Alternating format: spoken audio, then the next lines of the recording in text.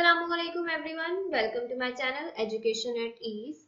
Today I am going to discuss the model paper. Model paper की तरफ जाने से पहले आप चैनल को लाइक शेयर एंड सब्सक्राइब जरूर कीजिएगा। सबसे पहले हमारे पास चूज द करेक्ट आंसर्स हैं। गिवन ऑप्शंस में से आपने जो करेक्ट आंसर है उसे चूज करना है। So number 1 is the study of remote past organic space the help of fossils is. जो ऐसे ऑर्गेनिजम्स जो कि अभी दुनिया में मौजूद नहीं है, सिर्फ उनकी फॉसिल्स जो हैं वो मौजूद हैं, उनको ही हम स्टडी करके ये अंदाजा लगाते हैं कि इस तरह के भी एनिमल्स इस दुनिया में पाए जाते थे। इनकी स्टडी को क्या कहते हैं? Palaeontology. The correct sequence of biological method का जो करेक्ट सीक्वेंस है वो कौन सा है? That is hypothesis, reasoning, theory and then law. Third one is correct way of writing a scientific name of an organism. किसी भी ऑर्गेनिज्म का साइंटिफिक नेम लिखने का जो करेक्ट वे है वो इनमें से कौन सा है? This one.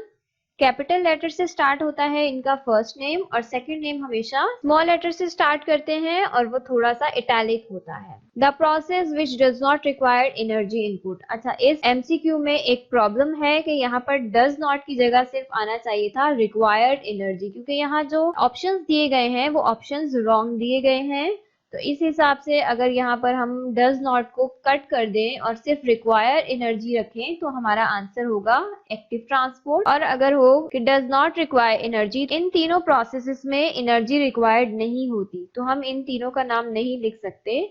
ये टेक्निकली जो स्टेटमेंट दी गई है वो रॉन्ग है। Number 5 is stage of mitosis in which chromatids reach the pole and their movement cease. ऐसा स्टेज माइटोसिस का जहां पर क्रोमैटिड्स अपने अपने पोल्स की तरफ चले जाते हैं और उनकी मूवमेंट रुक जाती है, वो स्टेज कहलाती है anaphase. Enzymes are biocatalyst and mostly enzymes जो हैं वो बायोकैटलिस्ट हैं और मोस्टली प्रोटीन इन नेचर हैं। Energy store in each mole of ATP. हर मोल ऑफ एटीपी में कितनी एनर्जी स्टोर होती है?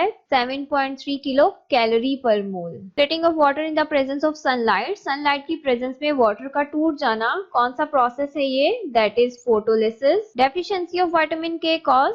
ये एमसीक्यू भी गलत दिया गया है। यहाँ पर जो डेफिशिएंसी ऑफ विटामिन के है वो गिवन ही नहीं है। रिकेट्स जो है वो विटामिन डी की डेफिशिएंसी है, एनीमिया ए है, स्कर्वी सी है और बेरी विटामिन बी कॉम्प्लेक्स की वजह से होता है। तो ये एमसीक्यू भी रॉन्ग दिया गया है। नंबर 10 है it involves the clotting of blood. इनमें से कौन है जो इन्वॉल्व होता है ब्लड की क्लॉटिंग में? क्लॉटिंग ऑफ ब्लड कहते हैं ब्लड को बाहर आने से रोकना। जब हमें कोई भी कट लग जाता है या इंजरी हो जाती है तो हमारी बॉडी से सारा का सारा ब्लड फ्लो नहीं हो जाता बाहर की तरफ, बल्कि कुछ टाइम के बाद वो ब्लड खुद से ही रुक जाता है। तो वो जो खुद से ही क्लॉट होने का प्रोसेस है उनमें जो इन्वॉल्व होते हैं वो प्लेटिलेट्स होते हैं हमारी ब्लड में मौजूद। The movement of organic material in plants takes place through. Plants में ऑर्गेनिक मटेरियल या फूड की जो मूवमेंट होती है वो किसके थ्रू होती है? फ्लोएम के थ्रू होती है। Secondary cell wall is made up of. जो सेकेंडरी सेल वॉल है वो किससे मिलकर बनी होती है? सेल वॉल की 3 लेयर्स होते हैं, प्राइमरी, सेकेंडरी एंड टर्शियरी। तो सेकेंडरी जो है वो सेलुलोज और लिग्निन से मिलकर बनी होती है। सेक्शन बी है आपके पास शॉर्ट आंसर क्वेश्चंस का। इनमें से आपने कोई से भी 10 क्वेश्चंस अटेम्प्ट करने हैं, लेकिन मैंने यहाँ सारे ही सॉल्व किए हैं। सो क्वेश्चन नंबर 2 है write 3 differences between prokaryotic cell and eukaryotic cell. Okay, जब आप पेपर अटेम्प्ट करेंगे तो आपको क्वेश्चन लिखने की जरूरत नहीं है। आपने सिर्फ जो क्वेश्चन नंबर है उसे सही से मेंशन करना है कि आप कौन सा आंसर देने जा रहे हैं। अब यहाँ क्वेश्चन नंबर 2 लिखा है तो आपने भी क्वेश्चन नंबर 2 लिखकर ही इसका आंसर देना होगा। So the answer is prokaryotic cell and eukaryotic cell के आपने सिर्फ 3 डिफरेंसेस लिखने हैं। हेडिंग डालेंगे जो भी डिफरेंस आप लिख रहे हैं, जैसे फर्स्ट है न्यूक्लियस का difference. So prokaryotic cells have no true nucleus, no nuclear membranes or nucleoli. Prokaryotic cells में true nucleus या nuclear membrane present नहीं होती, जबकि eukaryotic cells में present होती है। Second difference है membrane bound organelles का। Prokaryotic cells में membrane bound organelles present नहीं होते, जबकि eukaryotic cells में present होते हैं, जैसे कि mitochondria, chloroplast, endoplasmic reticulum, vesicles। Third difference है cell division का। प्रोकैरियोटिक में सेल डिवीजन बाइनरी फिजन के थ्रू होती है और यूकैरियोटिक सेल्स में माइटोसिस या मियोसिस का प्रोसेस होता है। क्वेश्चन नंबर 3 है define immunology, exocytosis and plasmolysis. सिर्फ डेफिनेशंस देनी है आपने। Immunology is the study of immune system and is a very important branch of medical and biological sciences. The immune system protects us from infection through various lines of defence. Immunology कहते हैं immune system की study करना, बहुत सारे infection से protect करता है, उसके बारे में स्टडी करना इम्यूनोलॉजी कहलाता है। Exocytosis is the process of moving materials from within a cell to the exterior of the cell. Exocytosis movement है मटेरियल्स की सेल के अंदर या सेल से बाहर। This process requires energy and is therefore a type of active transport. और materials को in या आउट मूव करने के लिए सेल में एनर्जी रिक्वायर्ड होती है, तो ये प्रोसेस एक्सोसाइटोसिस का एक्टिव ट्रांसपोर्ट कहलाता है। Plasmolysis is the shrinking of protoplasm away from the cell wall of a plant और bacterium. The protoplasmic shrinking is often due to water loss through exosmosis, thereby resulting in gaps between the cell wall and plasma membrane। Plasmolysis कहते हैं protoplasm का shrink हो जाना, जो cytoplasm मौजूद है cell के अंदर उससे सेल वॉल से दूर हो जाता है, अंदर ही श्रिंक हो जाता है ड्यू टू वाटर लॉस, उसमें जब पानी का लॉस हो जाता है एक्सोस्मोसिस की वजह से। क्वेश्चन नंबर 4 है write contribution of Jabir bin Hayyan, Abdul Malik Asmai, Bu Ali Sina in the field of biology. Biology में इनकी क्या क्या कंट्रीब्यूशंस हैं, इन्होंने यहाँ मेंशन किया है कि आपने बायोलॉजी ही बताना है, ऐसा ना हो कि आप केमिस्ट्री की कंट्रीब्यूशंस लिख रहे हो और यहाँ पर कंट्रीब्यूशन मींस एक एक कंट्रीब्यूशन बतानी है तीनों की।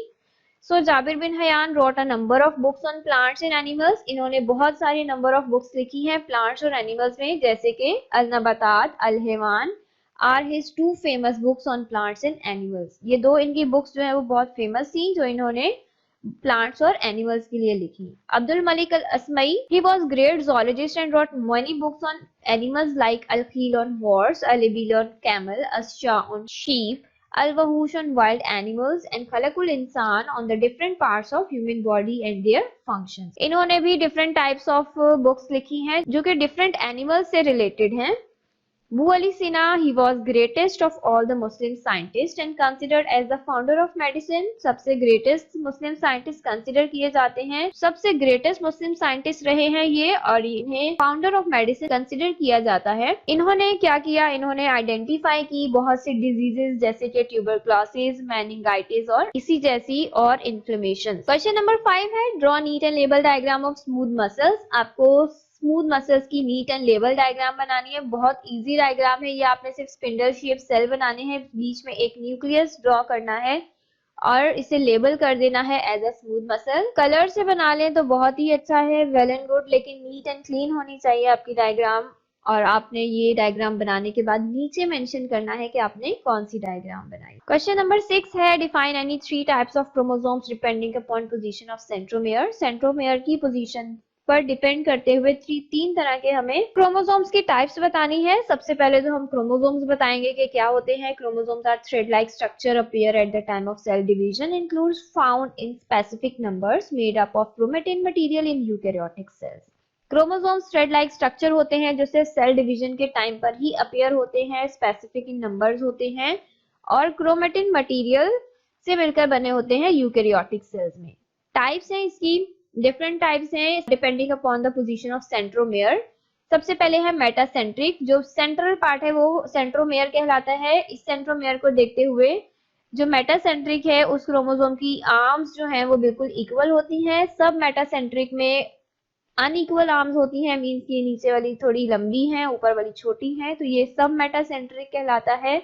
और एक्रोसेंट्रिक या सब टीलोसेंट्रिक में जो रॉड लाइक क्रोमोसोम्स की आर्म ऊपर वाली है वो बहुत ही छोटी होती है और नीचे वाली जो है वो बहुत लंबी होती है। क्वेश्चन नंबर 7 है why meiosis is called reduction division, name different stages of prophase 1 of meiosis. Reason बताना है कि मेयोसिस को रिडक्शन डिवीजन क्यों कहा जाता है और डिफरेंट स्टेजेस के नाम बताने हैं सिर्फ प्रोफेज 1 ऑफ मेयोसिस के, सिर्फ नाम बताने हैं यहाँ और रीजन देना है। रीजन क्या है, meiosis is called reduction division because it reduces the number of chromosomes from diploid to haploid. Meiosis जो है वो नंबर ऑफ क्रोमोसोम्स को रिड्यूस कर देता है डिप्लॉइड से हैप्लॉइड में। जैसे कि 2n है तो वो 1n रह जाता है। जैसे ह्यूमंस में 46 नंबर ऑफ क्रोमोसोम्स है तो उसे हाफ करके 23 नंबर ऑफ क्रोमोसोम्स कर देते हैं। So as to maintain the species specific number, ताकि जो स्पीशी का स्पेसिफिक नंबर है क्रोमोसोम्स का वो मेंटेन रह सके एक जनरेशन से दूसरी जनरेशन तक। डिफरेंट स्टेजेस क्या है प्रोफेज 1 की? 5 स्टेजेस हैं, leptotene, zygotene, pachytene, diplotene and diakinesis. Question number 8 है, define anaerobic and aerobic respiration, write chemical equation of aerobic respiration. दोनों को डिफाइन करना है और सिर्फ एरोबिक रेस्पिरेशन की इक्वेशन बतानी है। एनाएरोबिक रेस्पिरेशन क्या है? It is a process which takes place in the absence of oxygen gas. In this process the energy is obtained by the breakdown of glucose in the absence of oxygen. ऐसी respiration है जिसमें oxygen की absence में glucose break down हो जाता है, इसे एनाएरोबिक respiration कहते हैं। और इसकी जो बेस्ट एग्जांपल है वो फर्मेंटेशन ऑफ यीस्ट है। यीस्ट कहते हैं खमीर को। एरोबिक रेस्पिरेशन बिल्कुल इसका उलट होती है, इसमें प्रेजेंस ऑफ ऑक्सीजन होता है ताकि वो एनर्जी को प्रोड्यूस कर सके फूड से। जो फूड है उसमें जब ऑक्सीजन ऐड होती है तो वो उस फूड को ऑक्सीडाइज कर देती है और ऑक्सीडाइज होने के बाद जो है वो फूड से एनर्जी बनती है एज एन एटीपी। हम वो एनर्जी को यूज करते हैं। केमिकल इक्वेशन है इसकी C6H12O6 ग्लूकोज जब ऑक्सीजन के साथ मिलता है तो वो कार्बन डाइऑक्साइड गैस बनाता है, वाटर मॉलिक्यूल्स बनाता है और energy in the form of ATP produce करता है। क्वेश्चन नंबर 9 है, define autotrophic nutrition and heterotrophic nutrition, right any one symptom of nitrogen deficiency in plant. Autotrophic nutrition और heterotrophic nutrition को डिफाइन करना है और कोई एक सिम्टम बताना है नाइट्रोजन डेफिशिएंसी का plants. So autotrophic nutrition is a process where an organism prepares its own food from a simple inorganic material like water, mineral salts and carbon dioxide in the presence of sunlight. Autotrophic nutrition एक ऐसा process है जिसमें organism अपना food खुद से prepare करता है simple inorganic material से, जैसे कि पानी या मिनरल सॉल्ट्स या कार्बन डाइऑक्साइड सूरज की रोशनी में, जैसे कि प्लांट्स करते हैं। Heterotrophic nutrition is the mode of nutrition in which an organism depends on other living organism for food. Heterotrophic nutrition में क्या होता है कि जो लिविंग ऑर्गेनिज्म है वो दूसरे लिविंग ऑर्गेनिज्म पर डिपेंड करता है अपने फूड के लिए। जैसे ह्यूमंस हैं वो अपने खाने के लिए प्लांट्स पर डिपेंड कर रहे होते हैं, तो जो ह्यूमंस हैं उनकी न्यूट्रिशन हेटेरोट्रॉफिक न्यूट्रिशन होती है। सिम्टम्स क्या है नाइट्रोजन डेफिशिएंसी की? नाइट्रोजन जो है वो बहुत इंपॉर्टेंट एलिमेंट है प्लांट्स के लिए। अगर इसकी डेफिशिएंसी हो जाती है, कमी हो जाती है प्लांट्स में, जो ग्रोथ है वो स्टंट हो जाती है, रुक जाती है प्लांट्स की। Reduce yields and their foliage pale green, और उनके जो कलर है प्लांट्स के लीव्स का वो बहुत ही पेल ग्रीन हो जाता है, बहुत लाइट ग्रीन हो जाता है।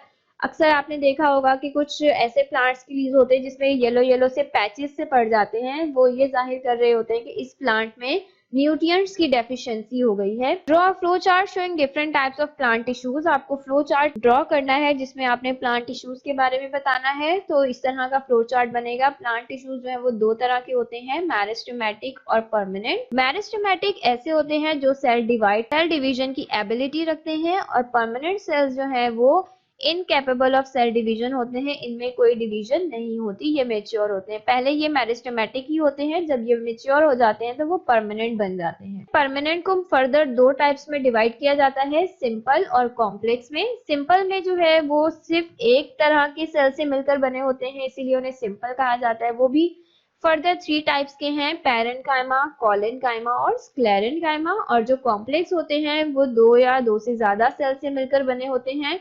उनमें फर्दर डिवीजन है 2 की, जाइलम एंड फ्लोएम सेल्स, जिन्हें वेस्कुलर टिश्यूज भी कहा जाता है। जाइलम जो है वो 2 तरह के होते हैं, जाइलम वेसल्स और ट्रेकीड्स, एंड फ्लोएम जो है वो भी 2 तरह के होते हैं, सीव ट्यूब्स और कंपेनियन सेल्स। तो आपने इसी तरह का एक फ्लो चार्ट ड्रॉ करना होगा। नेक्स्ट क्वेश्चन है, what are vitamins, write about fat soluble and water soluble vitamins. Vitamins क्या है और फैट सॉल्युबल और वाटर सॉल्युबल विटामिन्स के बारे में लिखना है।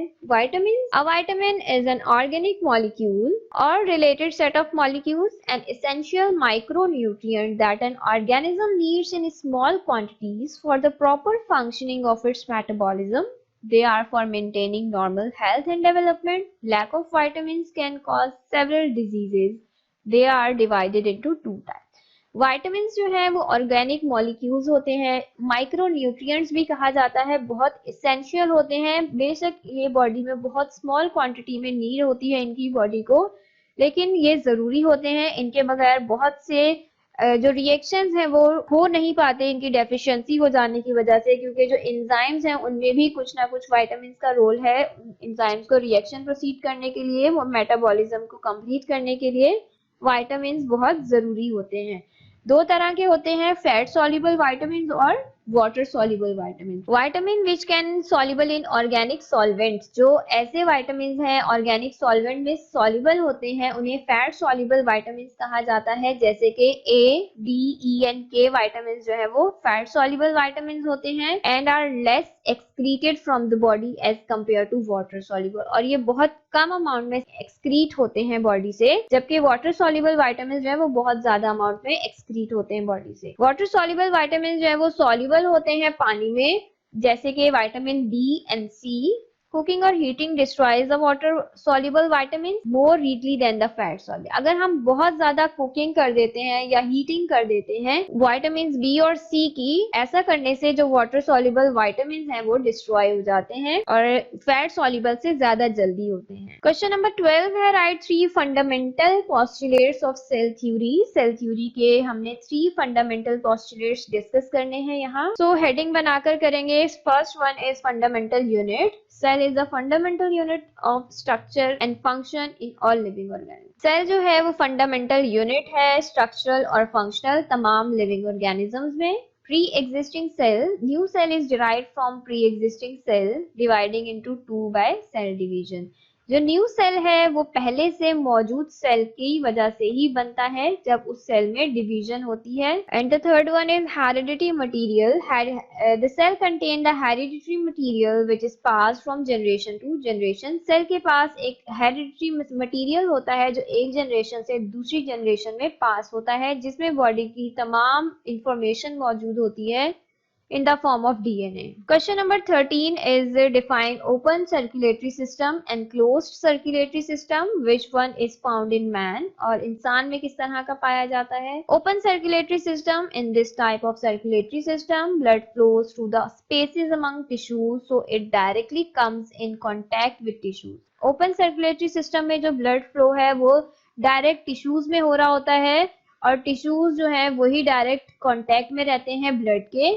It remains filled in the open tissue spaces called sinuses, और ये हमेशा fill रहता है जिसे sinuses कहा जाता है।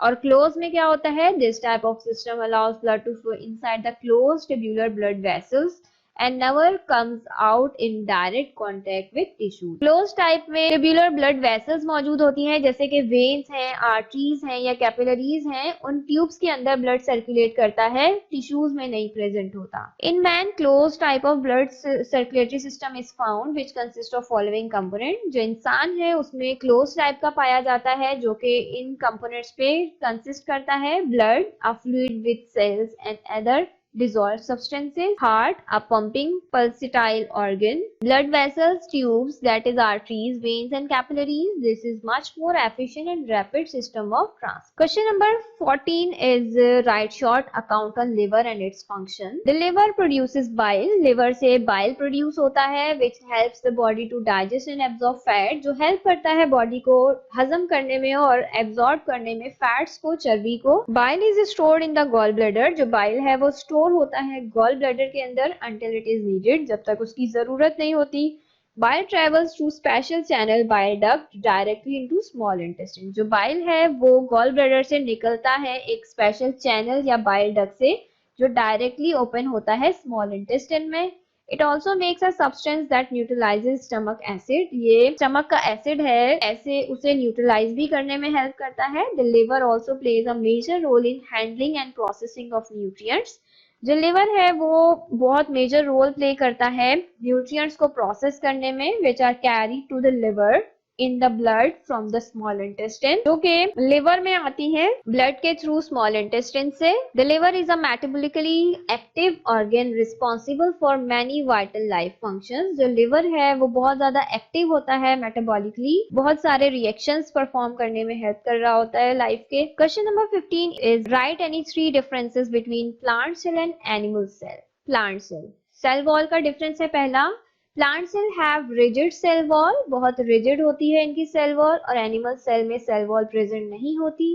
पोजीशन ऑफ न्यूक्लियस क्या होता है दोनों में, nucleus is found near the edge of periphery of the mature cell. जो प्लांट सेल है उसमें न्यूक्लियस थोड़ा सा साइड में कॉर्नर्स पे प्रेजेंट होता है, जबकि एनिमल सेल में सेंटर ऑफ द साइटोप्लाज्म में न्यूक्लियस पाया जाता है, प्लास्टिड्स।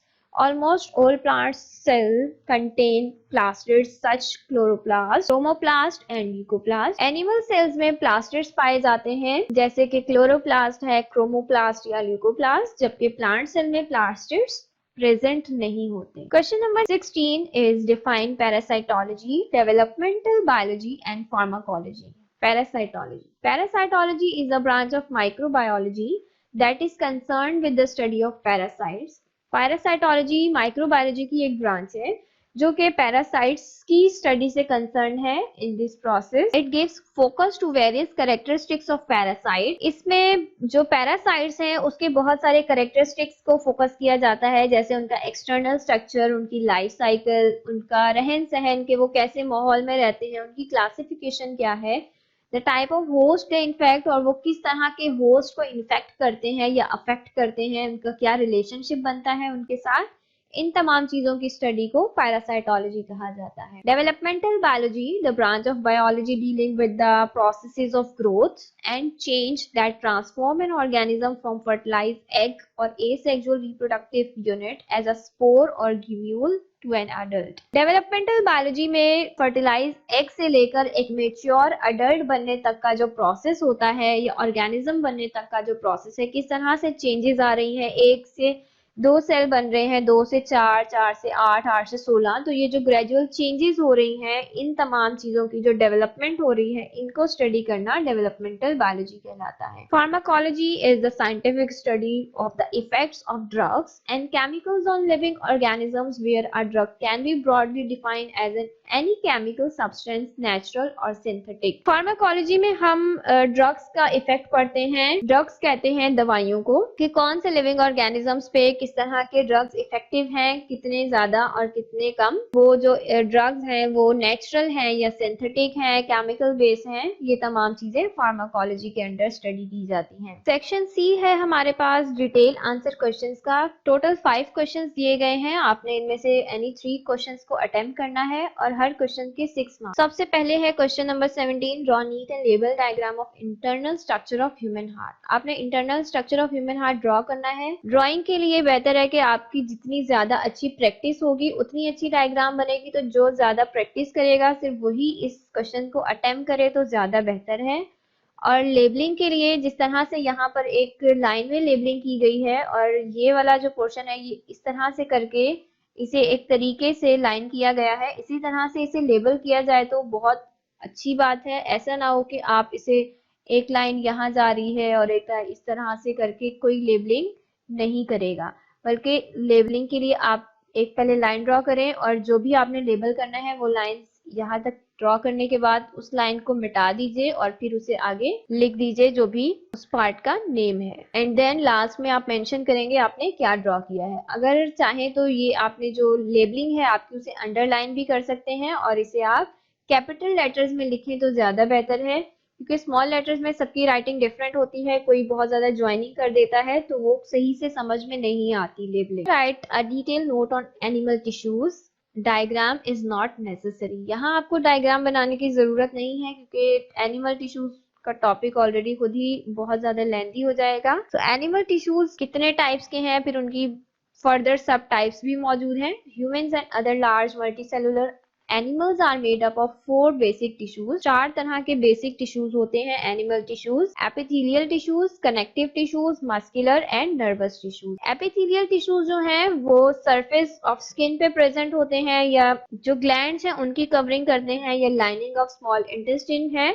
इस तरह की जो सरफेस होती है वहां प्रेजेंट होते हैं। कनेक्टिव टिश्यूज जो है वो डिफरेंट टाइप ऑफ सेल्स के साथ बाइंड होते हैं, इसीलिए उन्हें कनेक्टिव टिश्यूज कहा जाता है। और यही कनेक्टिव टिश्यूज जो है वो बॉडी का स्ट्रक्चर बनाते हैं, जिसमें कार्टिलेज और बोन आ जाती है। इसकी एग्जांपल, कार्टिलेज जो है एक सपोर्टिंग कनेक्टिव टिश्यू है जो कि डेंस कनेक्टिव टिश्यूज से मिलकर बनी है, और ये कार्टिलेज जो है वो एक सेमी सॉलिड या फ्लेक्सिबल मैट्रिक्स भी कहलाती है। इसमें एग्जांपल आपकी जो एयर है, एयर की बोन वो कार्टिलेज है, बहुत सॉफ्ट बोन है, ये सपोर्टिंग टिश्यूज से मिलकर बनी होती है। बोन जो है वो another type of supporting tissue है, बहुत ज्यादा डेंस और स्पंजी कैंसिलस होती है, और इसमें ओस्टियोब्लास्ट या ओस्टियोसाइट सेल्स पाए जाते हैं, और ये थोड़ी सी हार्ड होती है as compare to cartilage. Muscular tissues है, muscular tissues contains the cell that are responsible for contraction of muscles, muscle की कॉन्ट्रैक्शन है उसके लिए रिस्पॉन्सिबल होते हैं। 3 तरह के होते हैं muscular tissues, cardiac, smooth muscles and skeletal muscles. Skeletal muscles जो है वो स्ट्राइएटेड होते हैं, स्ट्राइप्ड मसल्स होते हैं, टेंडेंस को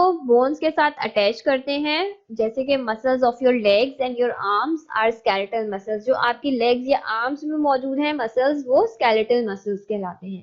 कार्डियक मसल्स जो है वो सिर्फ वॉल ऑफ हार्ट में प्रेजेंट होते हैं, बॉडी के किसी पार्ट में भी प्रेजेंट नहीं होते। कार्डियक मसल्स भी स्ट्राइएटेड और स्ट्राइप्ड होते हैं, लेकिन ये इनवॉलेंट्री होते हैं, किसी की वॉलेंट्री कंट्रोल में नहीं होते, मींस के वो ऑटोमेटिक होते हैं, अपनी मर्जी से ही मूव कर रहे होते हैं, उनपे हमारा कोई कंट्रोल नहीं होता। स्मूथ मसल्स जो हैं वो वॉल्स ऑफ ब्लड वेसल्स में पाए जाते हैं, या डाइजेस्टिव ट्रैक या यूट्रस या यूरिनरी ब्लैडर, इसी तरह जो डिफरेंट इंटरनल स्ट्रक्चरल ऑर्गन्स हैं उनकी जो वॉल्स होती हैं वो स्मूथ मसल से मिलकर बनी होती हैं, और ये अनस्ट्राइप्ड होते हैं, और ये भी इनवॉलेंट्री होते हैं, कॉन्शियस कंट्रोल में नहीं होते। नर्वस टिश्यूज हैं, nervous tissues are composed of neurons, neurons से मिलकर बने होते हैं, जिनका काम इंफॉर्मेशन ट्रांसमिट करना है ब्रेन स्पाइनल कॉर्ड से पूरी बॉडी तक, और ये रिस्पॉन्सिबल होते हैं कोऑर्डिनेशन और कंट्रोलिंग के। जितनी भी बॉडी में एक्टिविटीज हो रही होती हैं वो सब नर्वस टिश्यूज कंट्रोल कर रहे होते हैं, और ये स्टिमुलेट करते हैं मसल कॉन्ट्रैक्शन और अवेयरनेस ऑफ एनवायरनमेंट। इंसान के जो इर्द गिर्द माहौल में क्या हो रहा है, जो हसासियत है, सेंसेस हैं, वो सब कुछ नर्वस टिश्यूज के कंट्रोल में होता है। क्वेश्चन नंबर 19 है, define photosynthesis, name 2 phases of photosynthesis and describe any one of them. Photosynthesis define करना है, 2 फेजेस हैं फोटोसिंथेसिस के, उनमें से कोई एक डिस्क्राइब करना है। Photosynthesis, plant utilize simple inorganic molecule carbon dioxide and water which react by using light energy in the presence of pigments called chlorophyll to form glucose and oxygen. Plants जो हैं वो simple inorganic molecules जैसे कि carbon dioxide और water को use करते हैं, react करते हैं लाइट एनर्जी सनलाइट से और इन the presence of pigment chlorophyll की प्रेजेंस में, और वो बना लेते हैं ग्लूकोज और ऑक्सीजन। यहाँ रिएक्शन दिया गया है, कार्बन डाइऑक्साइड, वाटर, लाइट और क्लोरोफिल की प्रेजेंस में ग्लूकोज एंड ऑक्सीजन बनाते हैं। फेजेस हैं फोटोसिंथेसिस के 2, डार्क रिएक्शन और लाइट इंडिपेंडेंट रिएक्शन, और लाइट रिएक्शन और लाइट डिपेंडेंट रिएक्शन। एक डिस्कस करना है तो हम डार्क रिएक्शन को डिस्कस करते हैं। This phase of photosynthesis does not require energy और photon but also takes place in days simultaneously with the light reaction. Dark reaction में फोटोसिंथेसिस की तरह एनर्जी रिक्वायर्ड नहीं होती, लाइट एनर्जी की जरूरत नहीं होती, तो ये दिन में भी पॉसिबल है।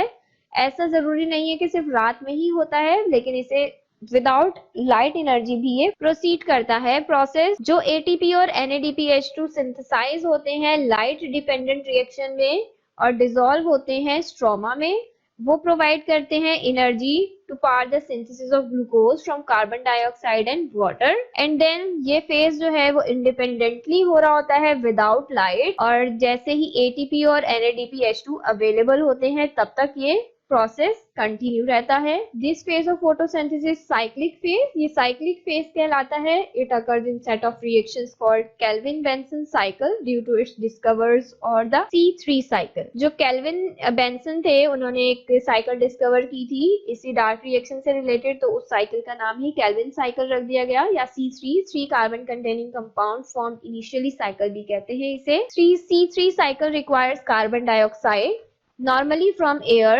सम of it also comes from respiration, जो एयर में मौजूद है या रिस्पायरेशन से आ रही है वो carbon dioxide capturing sugar, a pentose sugar, enzymes to catalyse the reactions and energy from ATP and NADPH2 come from light independent reaction. Next question है what are enzymes, describe any 5 characteristics of enzymes. Enzymes क्या है और इसके कोई से 5 characteristics बताने हैं। Enzyme is a substance that act as a catalyst in living organism. Enzyme एक ऐसा सब्सटेंस है जो कि एक्ट करता है as a catalyst living organism में, और ये रेगुलेट करता है रेट केमिकल रिएक्शंस का without itself being altered in the process, और खुद को वो बीच में चेंज नहीं करता किसी भी प्रोसेस में, खुद अनचेंज ही वो साइड पर हो जाता है और जो रिएक्शन है उसे स्पीड अप कर देता है। The biological process that occur within all living organisms are chemical reactions and most are regulated by enzyme. Biological processes जितने भी लिविंग ऑर्गेनिजम्स में होते हैं वो तमाम केमिकल रिएक्शंस जो है वो एंजाइम्स की मदद से ही रेगुलेट होते हैं। कैरेक्टरिस्टिक्स क्या हैं, क्या खसूसियात हैं एंजाइम्स की। सबसे पहले तो इसका nature, enzymes are protein in nature and are secreted by cells. Proteinous nature के होते हैं तमाम एंजाइम्स, लेकिन तमाम प्रोटीन्स एंजाइम्स नहीं होते। कैटलिस्ट हैं, they act like bio catalyst and speed up chemical reaction. ये एक बायो कैटलिस्ट होते हैं जो कि सिर्फ केमिकल रिएक्शन को स्पीड करने के लिए रिक्वायर्ड होते हैं। स्पेसिफिक फॉर रिएक्शन है, enzymes are specific in nature, they are not only specific for substrate but also for the kind of biochemical reaction. बहुत स्पेसिफिक इन नेचर है, जो इनका एक्टिव साइड है वो स्पेसिफिक सबस्ट्रेट को ही एक्सेप्ट करती है रिएक्शन के लिए। ऐसा नहीं है कि कोई भी सबस्ट्रेट आकर अटैच हो जाए और वो रिएक्शन कंप्लीट हो जाए। यूज्ड इन स्मॉल अमाउंट, बहुत कम अमाउंट में इस्तेमाल होता है ये as compare to amount of substrate. जो अमाउंट ऑफ सबस्ट्रेट है वो रिएक्शन में ज्यादा इस्तेमाल होता है, एंजाइम ज्यादा इस्तेमाल नहीं होता। Sensitivity, enzymes are sensitive to changes in temperature. बहुत ज्यादा सेंसिटिव होते हैं क्योंकि ये प्रोटीनियस इन नेचर है, तो ये बहुत ही सेंसिटिव है टेम्परेचर से, पीएच से या सबस्ट्रेट कंसंट्रेशन से, और अगर बहुत ज्यादा हो जाए टेम्परेचर, पीएच या सबस्ट्रेट कंसंट्रेशन तो इनकी एक्टिविटीज स्टॉप हो जाती है। What is transpiration, where it occurs, explain the factors affecting the rate of transpiration. Transpiration क्या है, कहाँ होती है और इस पे कौन कौन से फैक्टर्स अफेक्ट करते हैं। The loss of internal water of plant in the form of vapours from aerial part of plant is called transpiration. जो भी जितना भी इंटरनल वाटर है प्लांट के अंदर, जब वो form of water vapours plant body से बाहर निकल जाता है एरियल पार्ट से, मींस के उसके लीफ से, तो वो प्रोसेस कहलाता है ट्रांसपायरेशन का। सिंपली अगर कहें तो इवेपोरेशन ऑफ वाटर भी कह सकते हैं हम। अकरेंस कहां पर होता है, transpiration mainly takes place through special pores guarded by specialised guard cells called stomata. छोटे छोटे से स्पेशल पोर्स होते हैं, सुराख होते हैं जो कि स्पेशलाइज्ड होते हैं, जिन्हें स्टोमेटा कहा जाता है, और ये पाए जाते हैं लीव्स ऑफ प्लांट में। जो लोअर लीफ का सरफेस है वहां ज्यादा होते हैं as compare to upper surface. Factors कौन कौन से हैं जो अफेक्ट करते हैं रेट ऑफ ट्रांसपायरेशन पे। सबसे पहले है temperature. The rate of evaporation of water from cell surface increases with increase in temperature. Rate of evaporation जो है इंक्रीज हो जाता है जैसे जैसे टेम्परेचर इंक्रीज होता है। ह्यूमिडिटी कहते हैं नमी को। Transpiration takes place only when concentration of the vapours must be low outside than inside. जो भी कंसंट्रेशन है वेपर्स की वो अगर बाहर लो होगी और अंदर ज्यादा होगी तो ट्रांसपायरेशन जो है वो इंक्रीज होती है, और अगर बाहर नमी ज्यादा होती है तो ट्रांसपायरेशन रेट लो हो जाता है, डिक्रीज हो जाता है। Wind, the increase in wind velocity increases the rate of transpiration. जितनी तेज हवा चलेगी उतना ही रेट ऑफ ट्रांसपायरेशन इंक्रीज होगा, उतने ज्यादा वाटर वेपर जो है वो प्लांट बॉडी से रिलीज होंगे। Atmospheric pressure, low atmospheric pressure increases the rate of transpiration through reduction in the density of air. Density of air में रिडक्शन की वजह से लो एटमॉस्फेरिक प्रेशर पे ज्यादा रेट ऑफ ट्रांसपायरेशन होता है। यहाँ हमारा मॉडल पेपर कंप्लीट होता है। मैंने तमाम क्वेश्चंस के आंसर्स देने की पूरी कोशिश की है। आई होप कि आपको इस मॉडल पेपर से थोड़ी बहुत हेल्प मिल जाएगी। आप कोशिश कीजिएगा कि आप डिफरेंट नोट्स से भी इन आंसर्स को मिला जुलाकर अपने खुद से नोट्स प्रिपेयर कीजिए, और उन्हीं नोट्स को आगे फर्दर आप पेपर्स के लिए इस्तेमाल कीजिए, क्योंकि जो नोट्स आप खुद से बनाते हैं वो आपको याद करने की जरूरत नहीं रहती। वीडियो पसंद आए तो चैनल को लाइक, शेयर एंड सब्सक्राइब जरूर कीजिएगा। अपना बहुत ख्याल रखिएगा। अल्लाह हाफिज।